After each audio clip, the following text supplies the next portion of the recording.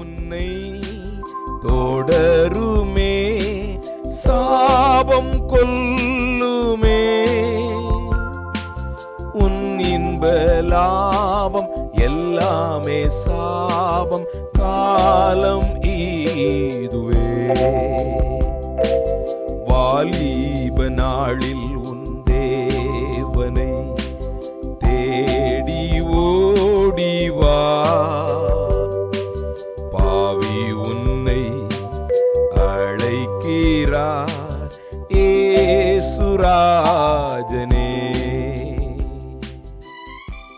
ஆண்டவராகிய இயேசு கிறிஸ்துவின் மகத்துவமுள்ள நாமத்திலே உங்களுக்கு வாழ்த்துக்கள். பரிசுத்த வேதாகமத்தில் 103 சங்கீதம் 4 நாம் இப்படி வாசிக்கிறோம். உன் பிராணனை அழிவுக்கு விலக்கி மீட்டு உன்னை கிருபையினாலும் இரக்கங்களினாலும் முடிசூட்டி. கடல் விஞ்ஞானத்தில் கர்த் என்பதற்கு அர்த்தம் சமுத்திர ஸ்தலத்திலே ஒரு பெரிய குழி என்பது அர்த்தம். தேவனுடைய தாசனாகிய யாக்கோபு தன் மகனுடைய காரியத்தில் துக்கம் நிறைந்தவனாய் இப்படி சொல்கிறார், என் குமாரனை குறித்துள்ள வியாகுலத்திலே நான் பாதாளத்திலே இறங்கி விடுவேன். இந்த வசனத்தினாலே நம்மளுக்கு புரிய முடிகிறது, மரணத்திற்கு பின்பு மனுஷனுக்கு இருக்கக்கூடிய ஒரே இடம் பாதாளமாய் இருக்கிறது. இஸ்ரவேல் தேசத்தை எகிப்தியரிடத்திலிருந்து விடுதலை செய்யும்படி தேவன் மோசேயை தெரிந்து கொண்டார். ஆனால் பிரயாண பாதையிலே தாத்தானும் அபிராமும் மோசேக்கு விரோதமாக, அர்த்தம் தேவனுக்கு விரோதமாக எழும்பினார்கள். தேவன் தம்முடைய விசேஷித்த வல்லமையை அங்கு வெளிப்படுத்தினார். பூமியானது தன்னுடைய வாயை பிளந்து அவர்களையும் அவர்களுடைய அனைத்தையும் விழுங்கினது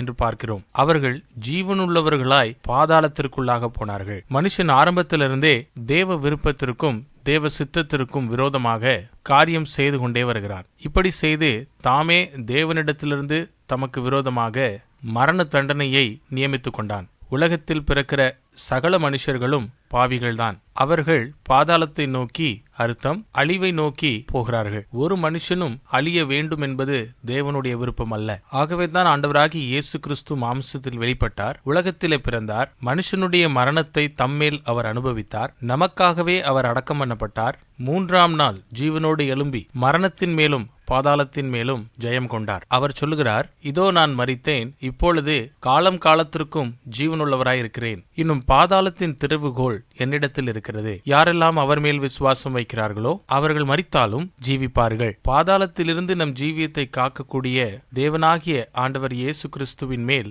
விசுவாசம் வைக்க வேண்டும் என்று அவன் உங்களுக்கு உதவி செய்வாராக.